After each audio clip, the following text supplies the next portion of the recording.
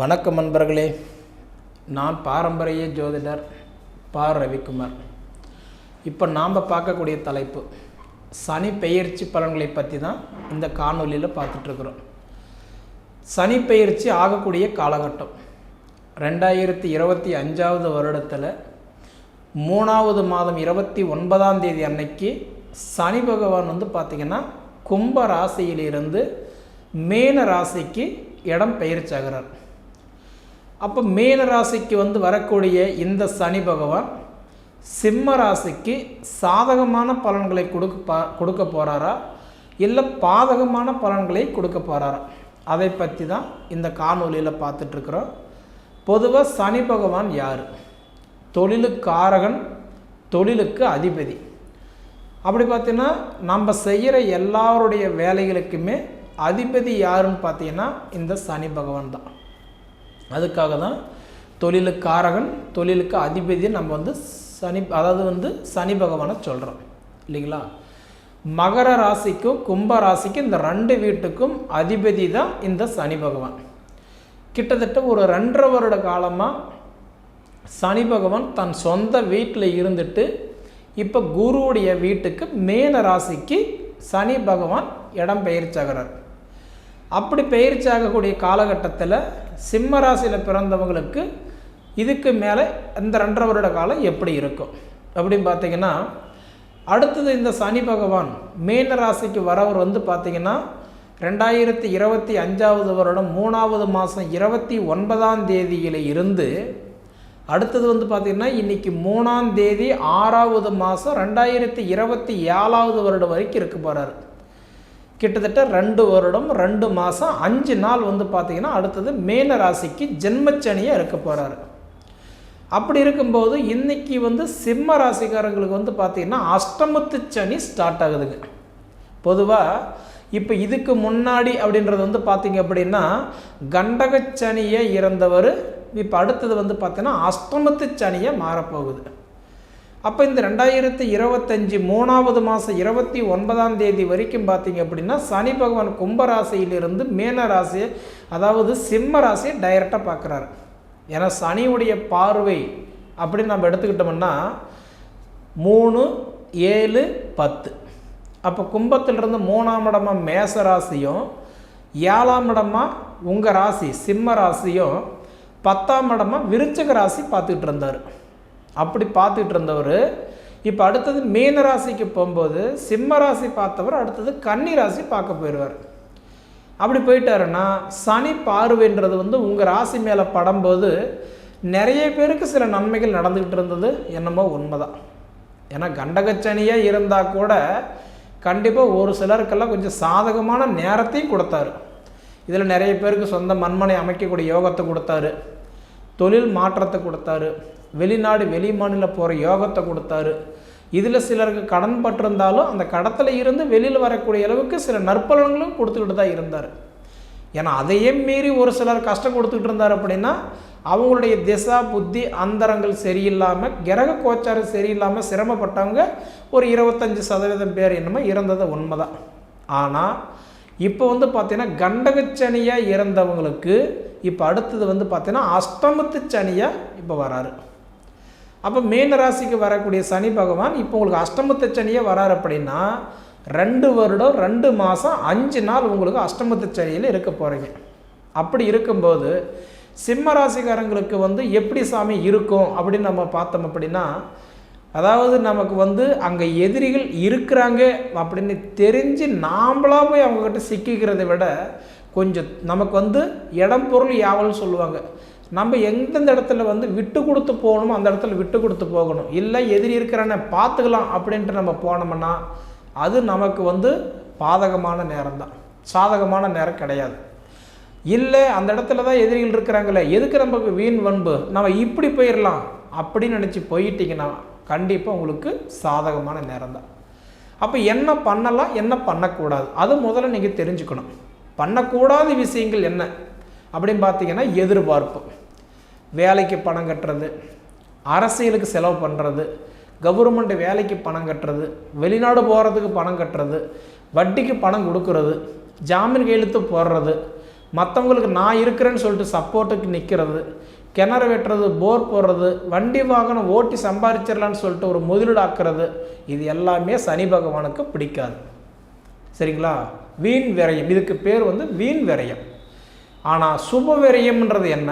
கல்யாணம் பண்ணுறது நல்லது, வீடு வாங்கிறது நல்லது, வீடு கட்டுறது நல்லது, வீடு ஆல்ட்ரேஷன் செய்கிறது நல்லது, இடம் கிரையம் பண்ணுறது நல்லது. இது எல்லாமே அதாவது அசையாத சொத்து. அசையாத சொத்தில் பண்ணுறது நமக்கு மாற்றத்தை கொடுத்துருவார். சரிங்களா? அப்போ இந்த 2.5 வருஷத்துக்கு நம்ம தெரிஞ்சிக்க வேண்டிய விஷயம் என்ன? ₹1 முதலீடு போட்டால் கூட அந்த முதலீடுன்றது வந்து சுப விரயமாக இருக்கணும். எதிர்பார்ப்போட வேண்டான்னு சொல்கிறேன். கார் மாற்றலாம், வண்டி மாற்றலாம், இல்லை புதுசு வாங்கலாம் அப்படின்னா சிம்ம ராசிக்காரங்களுக்கு வந்து அதாவது வந்து அஷ்டமத்து சனி வரும்போது முடிஞ்ச வரைக்கும் நாம் இந்த காரியம் இறங்குறோமே, இது பண்ணலாமா இல்லை வேண்டாம், செஞ்சால் நமக்கு நல்லா இருக்குமா இல்லை நல்லா இருக்காதா, அதை முதல்ல நீங்கள் தெரிஞ்சுக்கிட்டு உங்கள் ஜாதகத்தை பார்த்துட்டு செய்கிறது உங்களுக்கு நல்லது. ஏன்னா அஷ்டமத்து சனி மேக்சிமம் அஷ்டமத்து சனி எப்படின்னா அஷ்டமத்து சனியில் நஷ்டங்களை பண்ணிட்டு போயிடுவான்றது ஒரு ஐதீகம். இதுதான் ஜோதிட சாஸ்திரமும் கூட. சரிங்களா? ஏன்னா இன்றைக்கி சனி பகவான் வந்து ஒரு வீட்டிலிருந்து இன்னொரு வீட்டுக்கு மாறுறதுக்கு 2.5 வருட டைம் எடுத்துக்குவார். அந்த 2.5 வருடமும் பார்த்திங்க அப்படின்னா நமக்கு ஒரு பொற்காலமாக மாற்றிக்கிறதும் இல்லை அந்த 2.5 வருடமாக நமக்கு வந்து தீய காலமாக மாற்றிக்கிறதும் அது நம்ம கையில் தான் இருக்குது. சரிங்களா? நெருப்பு சுடும் அப்படின்றது எல்லாருக்குமே தெரியும். அது தெரிஞ்சும் ஏன் நம்ம கை வைக்கணும் அப்படின்றது தான் நம்மளுடைய ஒரு கேள்வி. சரிங்களா? அதனால் பார்த்திங்க அப்படின்னா உங்களுக்கு வந்து கிட்டத்தட்ட இந்த 2025 2027 வரைக்குமே அஷ்டமத்து சனி இருக்கிறதுனால முடிஞ்ச வரைக்கும் நம்ம வந்து இருக்கிறது இழக்காது இருக்கிறோம் பார்த்திங்களா, நஷ்டப்படாமல் இருக்கிறோம் பார்த்திங்களா, அதுவே நமக்கு ஒரு மிகப்பெரிய வெற்றி. அதை தவிர நான் கார் வாங்குகிறேன், பங்களா வாங்குகிறேன், நான் வந்து அது பண்ணுறேன் இது பண்ணுறேன்னா சனி பகவான் பொறுத்த வரைக்கும் என்ன அப்படின்னா ஒரு சில நேரத்தில் இருக்கிற மாதிரி ஒரு சில நேரத்தில் சாதகமான பலன்களை கொடுக்க மாட்டார். சரிங்களா? அதனால் உங்கள் சுய ஜாதகத்தை பார்த்து எந்த துறையில் போகலாம், என்ன படிப்பு எடுக்கலாம், எது செஞ்சால் நல்லாயிருக்கும், எந்த மாதிரி நமக்கு போனால் நமக்கு வந்து வாழ்க்கை நல்லாயிருக்கும், இது தெரிஞ்சு அந்த பாதையில் பயணம் பண்ணிங்கன்னா அந்த பயணம் உங்களுக்கு பிரகாசமாக இருக்குன்றதில் மாற்று கருத்து இல்லை. சரிங்களா? அதே சமயத்தில் ஒரு விஷயம் என்ன அப்படின்னா நம்ம வந்து அந்த காலத்தில் வந்து ஒரு ரோட்டில் பயணம் பண்ணுறோம் அப்படின்னா நம்ம வந்து ஒரு இடத்துக்கு போகிறதுக்கு ஒன்று புது பாதை, ஒரு புதுசாக ஒரு இடத்துக்கு ட்ராவல் பண்ணும்போது அந்த பாதையில் நமக்கு எதுவுமே தெரியல அப்படின்னா 4 பேர் நின்று கேட்டு போவோம், இந்த இடம் இந்த ரோடு அங்கே போகுதா அப்படின்னு கேட்டு போவோம். ஆனால் போகாது அப்படின்னு சொல்கிறோம், போகாத வழியில் போகலன்னு தான் சொல்லுவாங்க. ஆனால் இந்த காலம் அப்படி இல்லை. அதாவது எங்கே போனாலும் நம்ம என்ன பண்ணுறோம், ஒரு கூகுள் மேப் அப்படின்றது போட்டு நம்ம போகிறோம். அப்படி போகும்போது இந்த பாதை அந்த நம்ம வந்து போகும் அப்படின்ற ஒரு பாதை காட்டுது. சப்போஸ் அந்த பாதையை நம்ம போக முடியாமல் அதே நம்ம அடுத்தது நேராக போயிட்டோம்னு வச்சுக்கோங்களேன், நீங்கள் போகிற பாதை இது தப்பு, போகக்கூடாது அப்படின்னா அந்த கூகுள் மேப்பு சொல்ல போகிறதில்ல. அடுத்தது நம்ம என்ன பண்ணுறது, அடுத்த பாதை அங்கேருந்து நமக்கு ஒரு வழி காட்டும். இதுபோல் நீங்கள் இன்னும் 10 இடம் மாறி போனாலும் அந்த 10 பாதையுமே உங்களுக்கு நீங்கள் போக வேண்டாம், நீங்கள் தவறான பாதையில் தான் போகிறீங்க அப்படின்னு உங்களுக்கு அந்த கூகுள் மேப்பு உங்களுக்கு எச்சரிக்கிறதுக்கு இல்லை. சரிங்களா? அப்போ அடுத்து உங்களுக்கு ஒரு வழி காட்டுது இல்லைங்களா? அதுபோல் நமக்கு என்ன அப்படின்னா ஒரு சிலர் நமக்கு ஒரு தடங்கள் சொல்லுவாங்க. நம்மளுடைய மைண்டு ஒரு ஃபிக்ஸ் பண்ணிவிட்டு நம்ம இந்த இலக்கு நமக்கு அடையணும் அப்படின்னு நினச்சி கண்டிப்பாக நம்ம போயிட்டோம் அப்படின்னா இந்த அஷ்டமத்து சனியில் வர வேண்டிய கஷ்டத்தை நம்ம தவிர்த்துக்கலாம். சரிங்களா? அதுபோல் இல்லை போகாத வழியில் நான் போயே தீருவேன், செய்யாத விஷயத்தை நான் செஞ்சே தீருவேன் அப்படி நம்ம அதாவது அந்த காலத்தில் சொல்லியிருக்காங்க பெரியவங்க, அடவாதத்துக்கு மருந்து இருக்குது, பிடிவாதத்துக்கு மருந்து இருக்குதுன்னு கேட்டால் கண்டிப்பாக இல்லை. சரிங்களா? அதுபோல் என்னன்னா முயற்சி எடுப்பவன் தோற்பதில்லை, முயற்சி எடுக்காதவன் ஜெயிப்பதில்லை. அதுபோல் பார்த்தீங்க அப்படின்னா சிம்ம ராசிக்காரங்களுக்கு வந்து இது வந்து பார்த்திங்கன்னா இந்த உடைய அஷ்டமத்து சனி ஒரு மலை மாதிரி. சரிங்களா? அது அவ்வளோ சீக்கிரம் தாண்டி ஈஸியாக போயிடலாம்னா முடியாத காரியம்தான். சரிங்களா? ஆனால் முடியுன்ற முயற்சி எடுக்கிறவங்களுக்கு இந்த பாதை நல்ல சரியான பாதை அமைய போகுது. சரிங்களா? அதனால் நான் என்ன சொல்கிறேன், எதிர்பார்ப்பு வேண்டாம். வண்டி வாகனத்தில் போகிறீங்களா கொஞ்சம் நிதானமாக கவனமாக போகிறது சிம்மராசிக்காரங்களுக்கு பொதுவாக சொல்கிற நல்லது தான். அதாவது என்னை உட்பட பொதுவாக யாராக இருந்தாலும் சிம்ம ராசிக்காரங்களுக்கு கொஞ்சம் கவனமாக இருக்கணும். ஓட்டிகிட்டு தான் போகணும்னா கிடையாது, உட்காந்துட்டு போனால் கூட கொஞ்சம் கவனம். ஏன்னா அஷ்டமத்து சனி வரும்பொழுது நிறைய பேருக்கு தொழில் கொஞ்சம் முடக்கமாக இருக்கும், பண கஷ்டங்கள் வர செய்யும். அதே வெள்ளாமை விரைச்சல் பண்ணுறவங்களுக்கெல்லாம் கண்டிப்பாக வெள்ளாமை விரைச்சலில் கொஞ்சம் நஷ்டம் ஏற்படும். பால் வாகனம், ஆடு மாடு நாய் கோழி பூனை உயிர் ஜீவன் வளர்த்துறாங்க அப்படின்னா அது ஒரு சிலருக்கெல்லாம் நஷ்டமாகக்கூடிய ஒரு நேரமெல்லாம் கண்டிப்பாக இருக்குது. இதையும் தாண்டியெல்லாம் பார்த்துட்டிங்கன்னா இதுக்கு முன்னாடின்றது வந்து பார்த்தீங்கன்னா பிரச்சனை இல்லை சாமி, எனக்கு ஓரளவுக்கு கடவுள் புண்ணியத்தில் என் தொழில் நல்லா போகுது அப்படின்னு சொல்கிறவங்களுக்கு அதாவது ஒரு லிமிட்டுக்குள்ளார வச்சுக்கோங்க. அதுக்கு தான் அந்த விரலுக்கு தகுந்த வேக்குன்ற மாதிரி அதுக்கு தகுந்த மாதிரி வச்சுக்கோங்க. ஏன்னா சிம்மராசிக்காரங்களுக்கு இது வந்து உங்களுக்கு நான் பயமறுத்துறதுக்கோ இது நான் கிடையாது. நீங்கள் எந்த சிம்மராசிக்காரன்னு சொல்லிட்டு யூடியூப் போய் பார்த்தாலும் கண்டிப்பாக இதை சொல்லுவாங்க. ஏன்னா அஷ்டமத்து சனி இருக்கிறதுனால கொஞ்சம் கவனமாக இருந்துட்டிங்கன்னா தலைக்கு வர்றது தலைப்பா கூட போயிடும். சரிங்களா? இப்படி இருக்கக்கூடிய காலகட்டத்தில் உங்களுக்கு வந்து இந்த அஷ்டமத்து சனி நான் சொன்ன மாதிரி கிட்டத்தட்ட அடுத்தது 3ஆம் தேதி 6வது மாதம் 2027 வரைக்குமே கொஞ்சம் கவனமாக இருக்கணும். இப்படி இருக்கக்கூடிய காலகட்டத்தில் திருமணம் எனக்கு நடக்குமா அப்படின்னு பார்த்தீங்கன்னா உங்கள் ராசிக்கு 7வது பாவகத்துக்கு அதிபதி எங்கே இருக்கிறார். ஏன்னா ஒருத்தருக்கு 7ஆம் இடம் நல்லா இருந்தால் தான் திருமணம்ன்றது நல்லாயிருக்கும். அதே மாதிரி குழந்தை பாக்கியம் 5ஆம் இடம் நல்லா இருக்கணும். புத்திர ஸ்தானத்துக்கு அதிபதி 5ஆம் இடத்துக்கு அதிபதி நல்லா இருக்கணும்.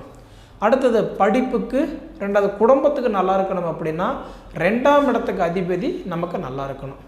3ஆம் இடம் சகோதர ஸ்தானம் தைரிய ஸ்தானத்துக்கு அதிபதி நம்மளுடைய ஜாதகத்தில் நல்ல இடத்துல இருந்துட்டாருன்னா நல்ல தெம்பு தைரியத்தை கொடுத்துருவார்.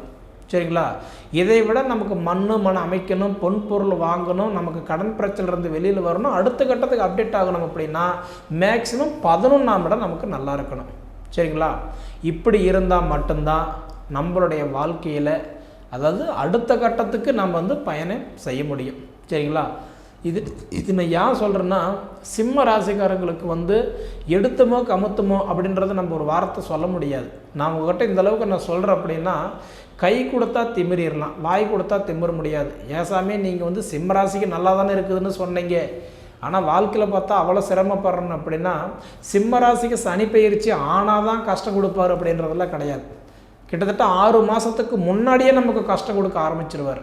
அதுதான் கணவன் மனைவிக்குள்ளார சின்ன சின்ன சஞ்சலங்கள், 2வது தாய் தந்தைகளுக்குள்ளார சின்ன பிரிவினைகள், தொழிலில் மாற்றம், தொழிலில் தேவையில்லாத சிக்கல், செய்யாத முன்னே செஞ்சுக்க பண்ணாத முன்னே பண்ணுன்ற மாதிரி சில தேவையில்லாதன்றது வீண் வாதங்களெல்லாம் வரத்துக்கு கவனமாக இருக்கணும். முடிஞ்ச வரைக்கும் சிம்மராசிக்காரங்களுக்கு நான் சொல்கிறதே ஒன்று என்னென்னா அதாவது வந்து அஷ்டமத்து சனி இருக்கும்போது நவகிரகத்தை சுற்றுறது நல்லது. சனி பகவானுக்கு எல் தீபம் பொருத்தி வைக்கிறது நல்லது. அதே மாதிரி வந்து நவகிரகத்தை சுற்றிட்டு வர்றது நல்லது. திருநள்ளாறு போயிட்டு வர்றது நல்லது.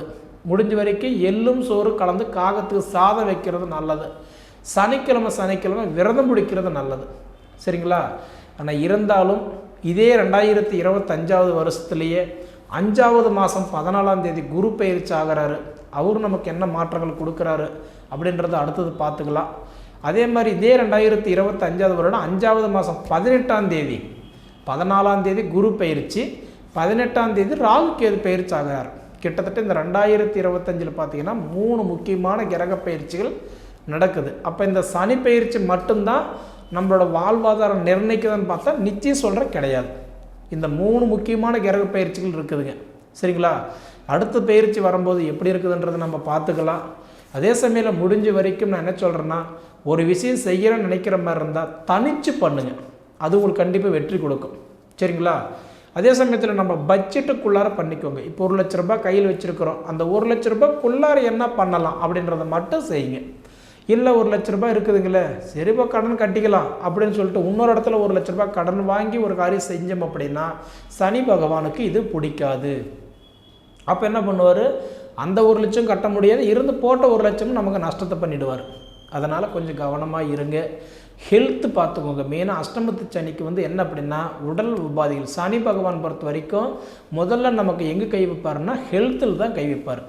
அது மேக்ஸிமம் பார்த்தீங்கன்னா இந்த கண் பார்வை, ஸ்கின் அலர்ஜி, நரம்புக்கு சம்மந்தப்பட்ட பிரச்சனை, இதே தாண்டி ஒரு சிலருக்கு இந்த எலும்பு தேய்மானம், இந்த மாதிரி பார்த்திங்கன்னா கண்டிப்பாக ஸ்கின் அலர்ஜி கொடுத்துருவார். கொஞ்சம் கவனமாக ஹெல்த்து பார்த்துக்கோங்க. சரிங்களா? சனி பகவானுடைய பார்வை சிம்ம ராசி மேலே எவ்வளோக்கு எவ்வளோ படுதோ அவ்வளோக்கு அவ்வளோ உங்களோட கஷ்டங்கள் கண்டிப்பாக குறையும். சரிங்களா? முடிஞ்ச வரைக்கும் நான் என்ன கேட்குறேன்னா, சிம்ம ராசிக்காரங்களுக்கு உங்களுடைய ஜாதகத்தை பார்த்துட்டு அதுக்கு தகுந்த மாதிரி நீங்கள் லைஃப்பில் ட்ராவல் பண்ணினீங்கன்னா இந்த உடைய சனி பயிற்சி உங்களுக்கு பெருசாக எந்த பாதிப்பும் வராது. அதை நம்ம பார்த்துக்கலாம். சரிங்களா?